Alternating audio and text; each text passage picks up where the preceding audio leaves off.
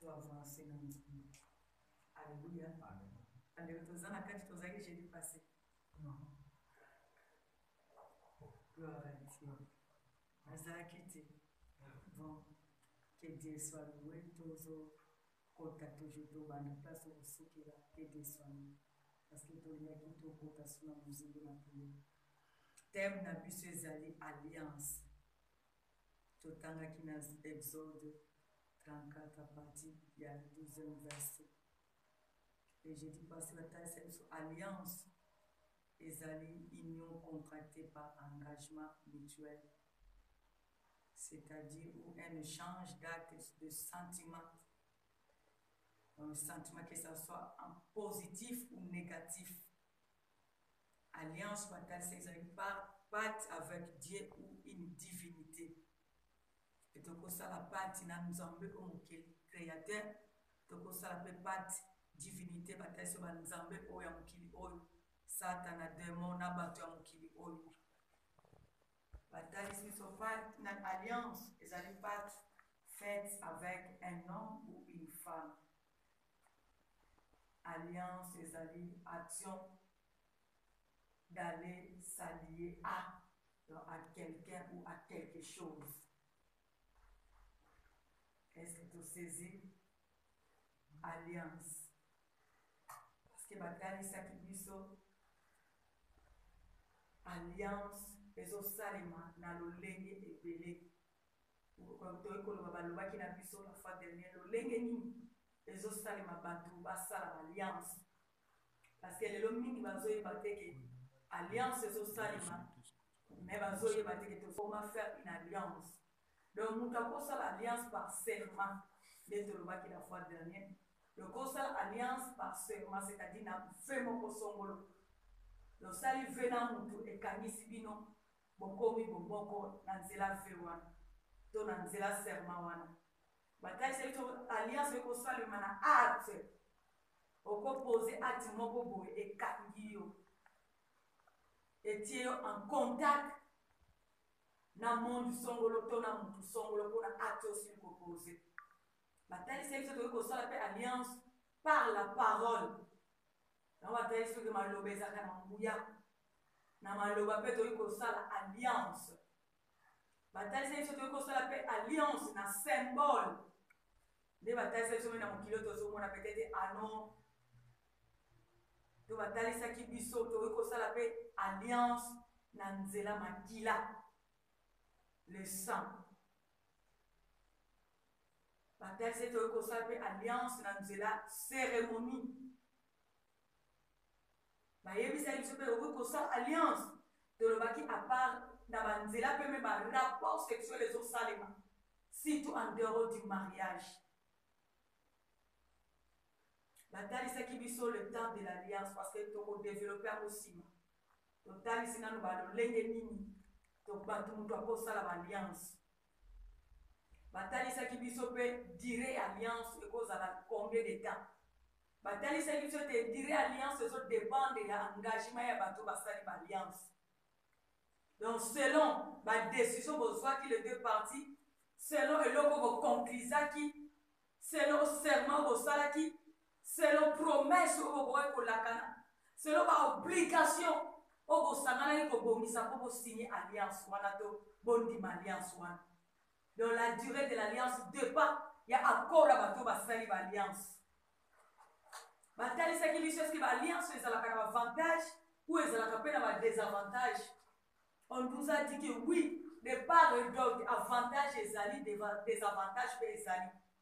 Bataille c'est que avantage et alliance, ceux qui de part et d'autre bazo se retrouver. Ceux qui chacun se retrouve dans l'engagement basali l'alliance wana. Au moins que bénédiction avantage pour ça. Ceux qui battent bazo pour respecter le avantage à vous allez ceux qui ont fait bénédiction alliance au sale. C'est que tant que nous sommes tous dans bazo pour se retrouver au moins que bénédiction pour ça. Tant que bazo pour respecter au conclusion qui on a que bénédiction pour ça. Au moins que tant que nous sommes la protéger. Tant que tant que battu basangani, on est pas comme un manco. Et en tant que le mariage, la fois passée, qui était tant que dans les mariages, les deux deviendront une seule chair.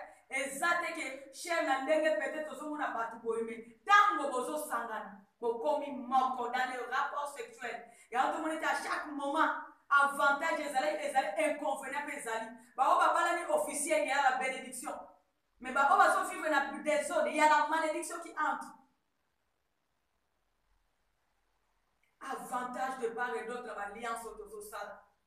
Donc alliance union sur la bénédiction, mais dans la malédiction.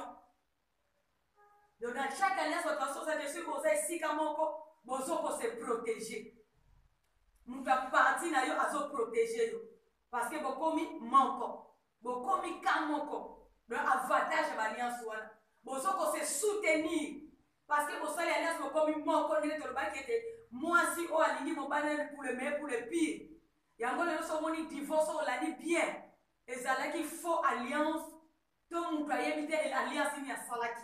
Mais pour toi, il y a alliance à salaki. A évité que tant on a s'engagé, c'est pour le meilleur ainsi que le pire. Il y a encore des gens qui ont le bouton à salaki n'a pas suivi. Tant on a pas suivi aux zawana. Tant on peut pas suivi zate, bouton à salini à zape wana. Donc il y a un hôtel qui a avantage alliance tant qu'on s'engage dans le vous savez, alliance, donc que ce soit pas si nous doit la zawana, c'est une bénédiction, nous doit même temps dans la passe. Mais ce qui jusque là, au moins que ça, l'alliance, quelque part, respect, engagement, ça, il y a un désavantage, et ça. Et on le monde était tant que vous respectez l'alliance au salaki, tout le monde couvre son quota, tout le monde maladie son quota, tout le monde a net on a un mariage, divorce son quota. Parce que peut-être que vous ça que l'on comme bino mi balé vous continuez à vivre dans chemin wana na lié wana na marche wana mais mutu moko azoko ka ko respecter en côté et avec les deux autres la liaison même un divorce ils ont même infidélité ils ont même un kufa ils ont quand ça va faire étranger mais ceux qui vous ont moko vous êtes toujours fidèle entre vous vous allez se soutenir pas c'est mon ninga ya yo et c'est mon ninga ya yo. Mais dans votre monde désavantage à l'alliance qui vous ont respecté manque de respect à eux et sani sakibino et même à désavantage dans l'alliance et même à malheur dans l'alliance et même à koufa dans l'alliance et même à diffusion dans l'alliance et même à même perte il y a temps et on te le dit même la fois dernière que le loco ko sangana mutu si qu'on se retrouver il y a sacrifié intérêt en sous. Mais yo peut-être on dit qui alliance on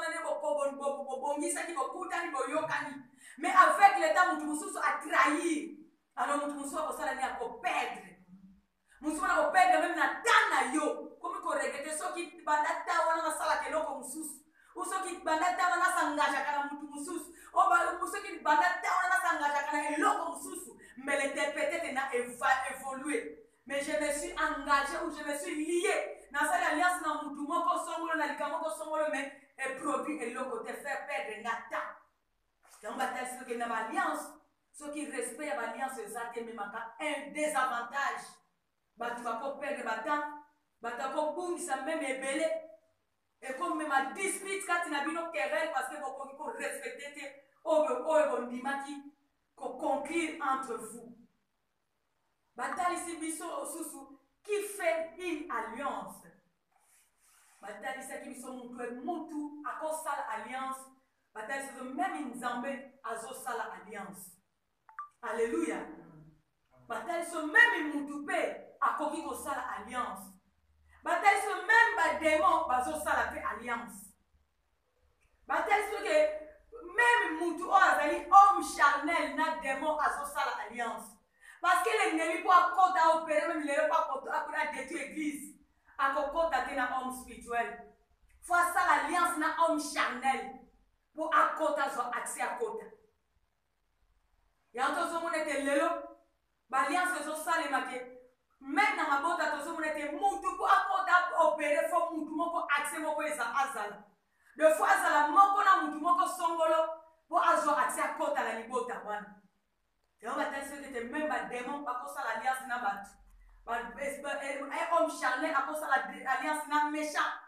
Donc, on est que les démons, à cause de l'alliance, nation, nation. yango tolobaki tomona ke nation oyo eza na problème ekesenga lisungi na nation moko songolo me basali alliance mpo bayeba na kosansoti pete na citation moko boye bazwami nango pour nation moko se retrouve na guerre ekesenga lisungi na mboka moko boye basali alliance basine baaccord ke soki nake bundela yo nga mpe na kozwa nini. Alléluia. Tomoni basorcier entre un monde atene bazosala baalliance dondoki ya quartier basali na ndoki ya quartier mosusu yango leo surtout tose retrouve na bamboka étranger tomoni ete baalliance ezosalema na monde ya ténèbre divers colonies basangani bango na bango na kindoki basangani mpo babundisa peut-être mutu songolo.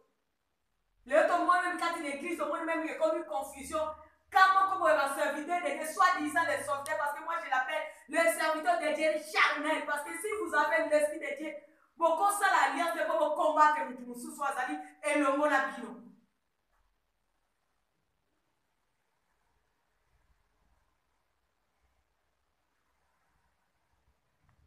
Alléluia. Yango batalisi biso tango batalisi biso même na 2 Chroniques na 20 à partir ya 10 batalisi biso tango roi Oshachérib adefiaki alukaki acombattre Josaphat to acombattre Israël batalisi biso il y a les nations bafils ya Moab ainsi que baamoni basangani mpo bakende kobundisa Israël. yango tolobaki alliance mutu akosala ome badiverse nation basangani mpona kokombattre nation mosusu libota songolo basangani mpona kokombattre libota mosusu église songolo esangani mpona kokende kokombattre pete église mosusu na nde tomoni ke bamécha mpe bakoti même dans l'œuvre du Seigneur quand moko bafaux prophète basangani mpo bakombattre bavrai prophète. Alléluia.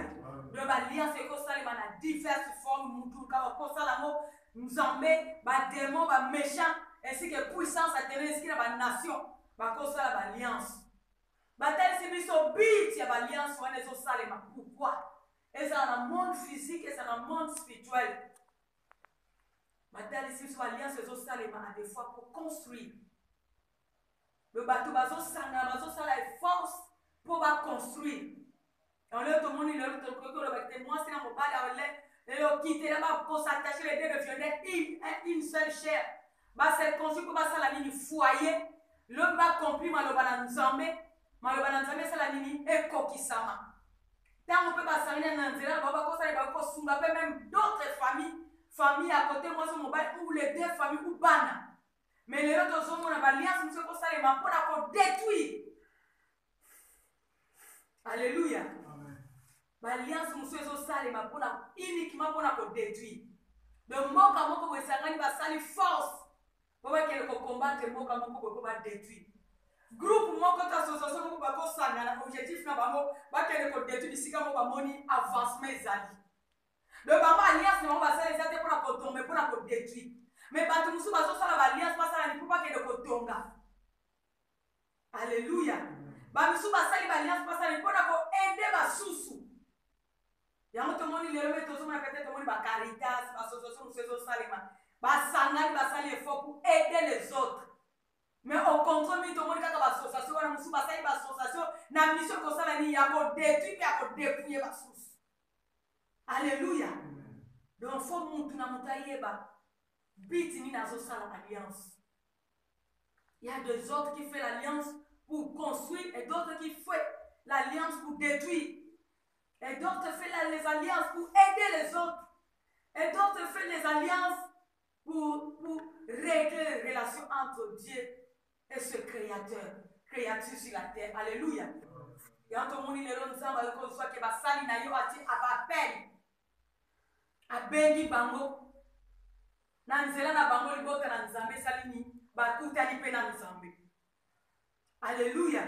Mingi bayambi Yesu. Mingi balobi oui nzambe abengi bango bandimi base livré pour servir nzambe na objectif mpona koaide mingi bakutana mpe na nzambe mingi bazongela nzambe mingi basatache na nzambe batalisaki biso de sorte des alliances oyo toyei komona meme na bible u motu akosala lelo batalisi biso kati na biblia tomoni alliance oyo ya abraham oyo babengaki alliance abrahamique batalisi biso alliance palestinienne batalisi biso alliance mosaïque balatalisaki biso mpe alliance davidique ainsi que alliance noachique et une nouvelle alliance ezalaki ya Jésus-Christ ainsi qu'alliance ya adamique. Alléluia. Batalisaki biso na 3 oyo 4 première alliance oyo ezali ya Abraham, ya Israël, ya Moïse ainsi ya David. Batalisaki biso ezalaki alliance oyo ezalaki établi entre Dieu ainsi que Israël. Ezalaki inconditionnel, c'est-à-dire que Dieu tiendra toujours indépendamment de l'obéissance ou de la désobéissance. Les alliances sont les tango nyoso. Nous avons tenir compte nango. Tango nyoso mutu azoko obéir na maloba na ye. To azoko désobéir na maloba na ye. Yango tomoni Exode 20. Alléluia. Donc alliance so dépendre na mutu selo marche aso tambola nango liboso na Nzambe. Le temps ozoko obéir ozo vivre pe conséquence ya obéissance à maloba na Nzambe. Tant désobéir peut offrir conséquences. Il y a désobéissance à Maloba Nzambe. Et on va tester que le quoi alliance qui le fait par le fait. Alléluia. Donc soumuki donc il va croire que c'est que on va déjà dire que l'homme on a sali na kofi fait maintenant c'est pas le va lapider. Muta koyo que l'homme a azati papa na dit que le ko lo sali lo kwana na mulwa essayer bo faut pas lapider. Le attaque qui comme il bombarder ni moyen à changer en mot exact. Yango totanga kina 2 Rois 23 na Hébreu 1:14. Alléluia. Batalisi biso alliance adamique, alliance noachique, nouvelle alliance à Jésus-Christ. Ce sont les 3 ont été conclus entre Dieu et toute l'humanité sans se limiter à la nation d'Israël. Alléluia. De Oya Liboso et c'est basaki na Israël, ancienne alliance. Mais Oya Adam, Oya Noé, na Oya nouvelle alliance à Jésus-Christ. Nous avons passé l'alliance car ceux qui kaka na Israël était, mais na humanité tout entière na ba nation. Alléluia. Nous avons tenu compte il y a humanité tout entière. Parce que bataille sur son alliance adamique sont aussi na plus beau point A. Tous à Genèse 3, 16 à 19. Bataille ici biso na alliance adamique ezalaki na 2 éléments. Tozo mona ba élément qui balise na alliance adamique. Tozo mona ignorance, mais tozo mona grâce à Jésus-Christ. Donc le botang ensemble nanda na Genèse 1 ainsi que na Genèse 2. Genèse 1 26 à 30, Genèse 2 16 à 17. Bataille sur l'alliance Adam. Lelo bazotalisa biso ke innocence ezali yango batiango na camp ya oyo ya 3 alliance oyo batalisi ke te yango elelo ezokosibisiste oyo ezali koconclure nzambe azali conclure alliance nena bamutu na humanité tout entière asuki kaka na Israël te parce que na ata bazotalisa biso ke ntango nos premiers ancêtres basumukaki bazalaki kati na jardin bango nde basumukaki. Mais nous avons dit Christ. Dans la Christ, nous avons aussi sauvé. Nous avons sauvé le temps de bana na Nzambe. Mais tant que nous sommes été l'élan nous nous sommes botama. Batali sibiso azo botama déjà na péché. Donc malgré sumuki te bébé sumuki asali na lui sumute innocent azali. Mais azo botama déjà na sémence on a péché katinaï. Dans la bataille sur innocence, alliance adamique. Donc, nous sommes innocents, azalate na jardin, mais bisono so bima ba victime pour na péché à Adam. Yango to moni to lo ba ke te moni même mwana bébé. Ata on la kisiye to mona mwana yebi déjà que oyo grande ko na ngate et pourtant nous sommes azota ça biso l'amour. Mais si comme bébé akoyeba na ko différence na ni ke lo mutonga na ko linga yete po azala kapa na bisote. Alléluia. Le un déjà zakati na ye. Mona mwana mke déjà on l'accepte mais mona ka tout de ko mwana mo kwa dongo liyo makila. Mwana ka bwata yo mama na ndako kolakisi ete me mbala moko abandi kofiotola abandi kofinga. Alléluia. Semence wana kati ya péché Adam. Innocence. Le bilo muso tata olakisi te muntu wana ye deja ke eza mabe. Muntu muso tata olakisi ete yo moko kamona yo moko boti mwana ke eloko azwi yango wapi. Marke nanga bandi koloba te mosomona mwa biloko moko eza ke akosala yango te marke age me asali yango. Innocence. Azana innocent mais abotami na péché wana. Alors la innocence on a que l'Éternel nous a fait grâce à Tini Christ pour nous sauver biso. Dans la tête on a alliance on a tout ça on a innocence c'est la grâce de Jésus-Christ. Alors mutu ayebi ke na botami na nzela mwasi naza péché parce que bakoko ba botamaki ba kusumukaki. Alors Seigneur ngala sala na ya ma Christ. Lokola Seigneur question pour na sala nini na bika pour na sala en harmonie en alliance avec Dieu pour vivre bolam na Nzambe.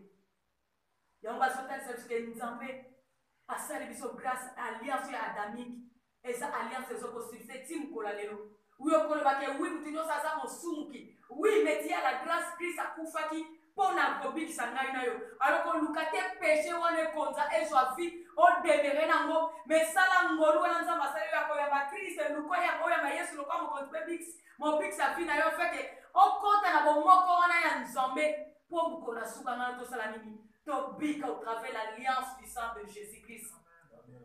Parce que nous serons toujours sauvés par le sang de Jésus-Christ, par Jésus-Christ.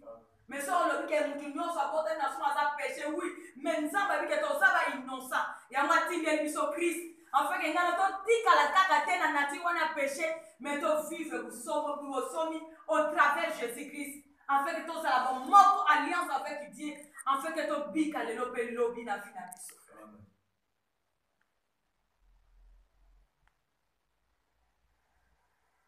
Telle alliance adamique, elle tient compte de la responsabilité de l'homme à l'égard de la création et les directives de Dieu pour l'art de la connaissance du bien et du mal.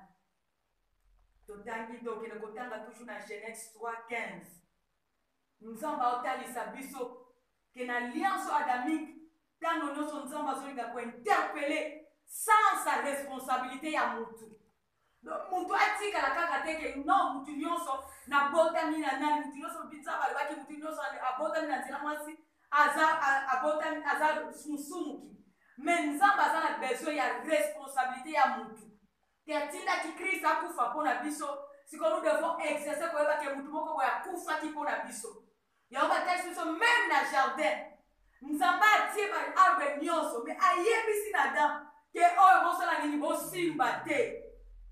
Alingaki muntu azala responsable face à la créature on Nzambe atiaki liboso na ye parce que Nzambe akeli nyonso apesi muntu pouvoir likolo ba créature wana mais tala lelo eloko kwesaki muntu ezali nini biloko Nzambe apesaki pouvoir likolo na yango Nzambe azala besoin ngai na mwana na Nzambe tozala na sans sa responsabilité. Parce que manque de responsabilité, lelo mingi ba kufi, lelo mingi ba kwei, lelo mingi ba komi égaré, lelo mingi alliance bazaki na malamu na Nzambe et kwei et ça détruit et katani pour la manque de la responsabilité. Mais alliance adamique, et ça alliance Nzambe azoko tenir compte ya responsabilité à mutu. Na yemission joie nyonso lié avec oko simbate. Mais lelo même biso bakango komi Nzambe akotalisa biso nyonso boye sala boye oko sala tene siko tokomi ko préférer to sala oyo Nzambe apekisi mais oyo apesi biso liberté ya malamu tozokoka te ko protéger ngo to ko sala nango donc miso amutu ko ko se focaliser na o Nzambe apekisi mais oyo apesi biso liberté ya ko se réjouir nango sa conséquence to préférer to tika ngo mais tozo préférer to simba ils ont même une conséquence à malheur, à malédiction à la vie quotidienne. Dans la lelo manque à responsabilité à nous. Ils ont détruit l'alliance dans Nzambe. Ils ont détruit l'alliance dans Nzambe à cause de manque à responsabilité, à cause de manque à respect de la directive.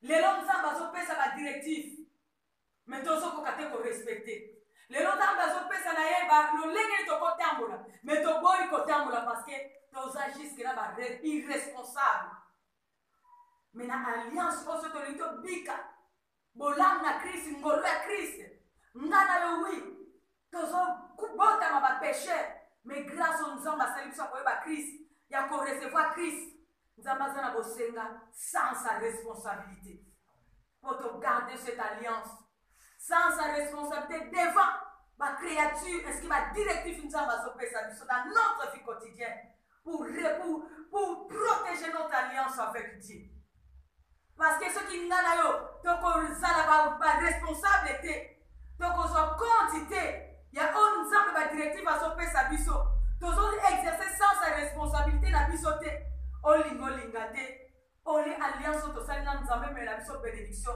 ekomemela biso malédiction lolenge adam na eve oli bavivre bénédiction bazalaki na bango na ntango nali malamu na nzambe me ekomaki malédiction jardin ekomaki malédiction mpo na bango oyo ezalaki ya bango koyo basalani babima na jardin oyo yango kocouvrir bango bilamba bamakasa kokolatisa bango me bazalaki susu te bisika oyo nzambe abongisela bango yango lelo memi biso a cause ya manque ya responsabilité a cause ya manque ya respect badirective na nzambe todétruire alliance tosalaki na nzambe lelo oyo etake nzambe mpo toza bana na ye akocouvrir honte na biso me biso na biso toyebi na nzambe ke juske la toza so bisika nzambe alingi te tozala nga na ye toyebi bisika wana fale tozala me toza susu wana te pete ongana tozomona ke lelo ozokoseretue mete yango te grandeur oyo nzambe abongisela yo ozala parce que nous avons détruit l'alliance ou la grâce que l'éternel nous a donnée au lieu de vivre bénédiction de vivre malédiction lelo tomoni ete yango omoni ete quel que soit Adam à Ève babimaki na jardin nzambe alatisi bango bilamba me bapronosaki nzambe wana aprononce malheur Genèse 23:15 nzambe amodi mwasi amodi mobali amodi serpent balongwaki bacréature na bana ye te me bakomaki sous la malédiction yango lelo ngano na innocence tozala te me mwasi ti lelo azolela namona mwasi ake kobota te azoseka mwasi nyonso yaka kaka omona elongo ekangami jetelanga sali na komekala na siste na botisi olinga tata douleur oki pera douleur mwabie par rapport a bato mosusu me omona kata elongi na ye omona omaki oyo aza susu na be na ye te parce que c'est la malédiction alors ngano innocent tozala kuna jardin te tosubir yango à cause ya manque ya responsabilité yango lelo mpe mingi abana na nzambe à cause ya manque ya responsabilité toza na bapromese ebele oyo tovivre bapromese mais todétruire alliance na nzambe tokomi kofesa ko malédiction otovivre o nzambe aloba mpo na biso tozovivre ezali contraire o nzambe aloba oyo tose réjouir tokomi kolela butu mpe moi otose retrouve o nzambe alobaki mais tokomi kovivre en contraire ya parole na nzambe parce que malgré nous sommes son peuple mais tellement on a détruit l'alliance tokomi kosubir malédiction moi tovivre jardin oyo lolenge tozalaki na nzambe eza te yango ngana oyo esengeli toconserver les alliances que nous faisons toconserver balliance oyo tozomona na biblia nzambe asala ezokosala ti mkola lelo nzambe aza capable ngai na innocence wana atindelo ngai no krist me tolinga te todemere na péché wana ya adam tolinga ngano tolinga krist afanda tozala en communion na nzambe afin que ngana tomana koyoka korespecte badirective ya nzambe toexercer sans sa responsabilité quel que soit bolamu nzambe asaleli biso quel que soit grandeur quel que soit bénédiction todemere sous sa présence toyoka nzambe tosala ezali mposa na ye tolinga te nzambe akozala wana mpona kosécurize biso nzambe akozala wana susu mpona kosalela biso odela nzambe akozala wana mpona koépargne biso de tout le monde mais soki todétruire alliance na nzambe tolinga te vie na biso ekoma en danger vie na biso ekoma sous la malédiction lokola bakoko oyo alléluia batalisaki biso alliance noachique alliance inconditionnelle entre Dieu et Noé et l'humanité après le déluge. Alléluia. Genèse 9 à partir du 9e jusqu'à 18e verset. Ainsi que Genèse 6, 1 à 18. Awa batalisaki biso alliance oyo nzambe asalaki na Noé. Batalisi biso ngana toyebi histoire ntango mabe ezalaki mabe ekoti na mboka nzambe azoloba d'une manière d'une autre libota na nzambe bademeraki na incrédulité. Yayaki koyebisa Noé asala arche libota na ye bakota. Me batalisi biso pepe na nzambe bademeraki na courir te ndenge ngana toyebi histoire. Au moment porté Noé asalaki ti toyebi nombre bakotaki Noé na libota na ye na banyama kutu oyo bazalaki obéissa batosi Noé bakoti ti na arche. Batalisi biso après 40 jours 40 nuits de pluie avec l'état batalisi biso ke ntango nyonso esilaki Noé ntango akitaki asalaki ofwandu sacrifice nzambe akreaki yango. E batalisi biso bisika nzambe azalaki akokaki kosala susu alliance ne na Noé. A décidé na lola nzamba bitete depuis ce jour na koboma su mokili ni na mai ni na moto. Nzamba regrette mabe nyonso asalaki asali alliance na Noé parce que amonaki fidélité obéissance à Noé amonaki jusqu'au bout oyo ekokaki kosala Noé longo na nzambe. Nzambe asalaki alliance na mwana ne Noé yango bazotalisa biso ngai no lelo. Il y a les alliances. On nzamba azosala mpona biso à cause ya fidélité na biso. La fidélité fait que tozala un na nzambe. L'obéissance fait que tozala un na nzambe. Nzamba atali Noa bitetete na laki arc-en-ciel signe alliance. Nzamba azoko se rappeler di jojo ekoboma susu te. Parce qu'à trouvaki Noé, l'homme, c'est l'opposé à Zalaki n'a pas accompli son dessein. Bataille sur alliance. Monsieur Zalaki à David. Zalaki alliance Zalaki basée sur la royauté. Alléluia. Bokonzi, Bokonzi. 2 Samuel 23, 5, 2 Samuel 7, 1 à 9. Donc nzambe asalaka mpe alliance na ye asalaki alliance base ya di kodirige koconduire peuple na nzambe komema libota na ye selon sa parole. Nzambe azosala mpe alliance na baoyo ya ye.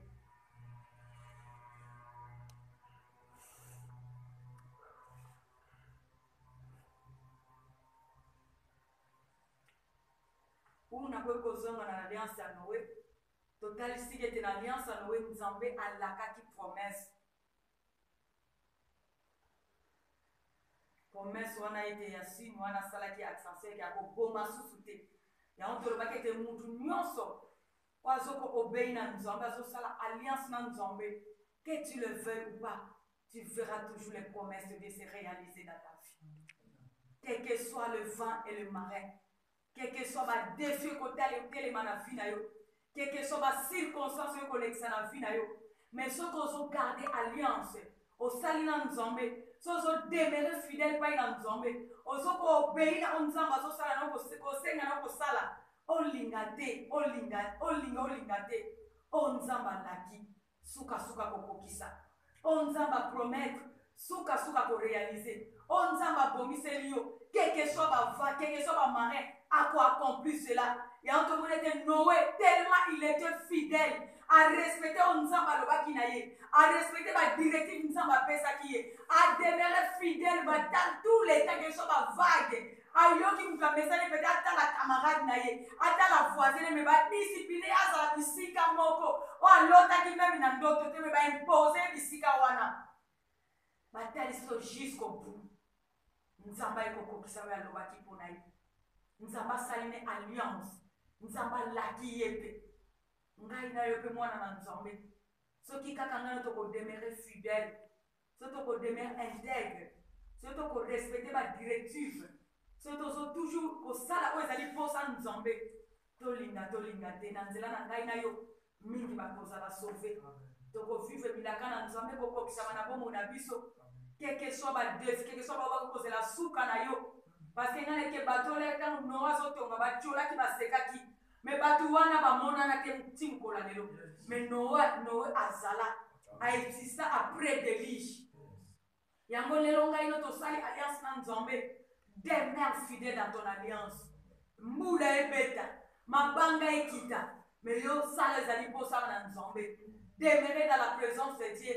Sala esengwa Nzambe. Olingo linga te ba obazo chola yo lobi peto komona bango te. Mais yo tu vas subsister. Et l'Éternel sera là pour manifester sa bonté, pour te protéger contre les vagues marins, parce qu'il a toujours été derrière sa parole. Nzambe apparemment.